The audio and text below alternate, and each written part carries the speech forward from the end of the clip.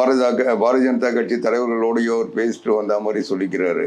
அதனால அவங்க தான் இவரை தூண்டி விட்ட மாதிரி சொல்றாரு. அவங்களுக்கு இவரை தூண்டி விடுற அளவுக்கு அவசியமும் இல்லை. இவர் அதை தூண்டி விட்டா செயல்படுத்துற அளவுக்கு ஒரு தகுதியான திறமையான தலைவரும் இல்லை.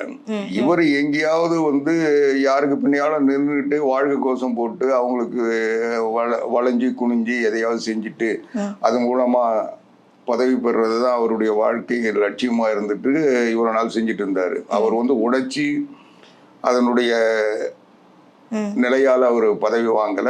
அவர் சசிகலா குடும்பத்துக்கு சேவை செஞ்சே பதவியை தக்க வச்சுக்கிட்டு அதையும் மீறிக்கிட்டு புரட்சி தலைவி அம்மா அவர்கள் அவரை அமைச்சராகவோ அல்லது கட்சியினுடைய மாவட்ட செயலாளராகவோ தலைமையினுடைய செயலாளராகவோ தொடர விடாமல் எடுத்தாங்க. அவர் எதுக்குமே தகுதி இல்லாத ஒருத்தர்னு அம்மா நீக்கி வச்சாங்க.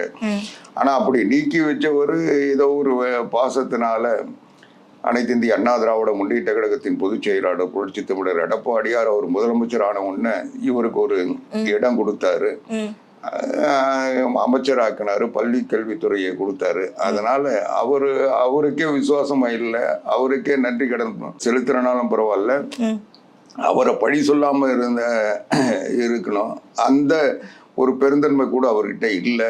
அதனால அவர் இன்னைக்கு அவர் எதையோ எதிர்பார்த்து திமுகவினுடைய கைக்கூலியா மாறி இந்த கட்சியை ஆட்சிக்கு வர விடாம தடுக்கிறதுல இன்னைக்கு ஒரு துரோக கும்பல் வேலை செஞ்சிட்டு இருக்கு.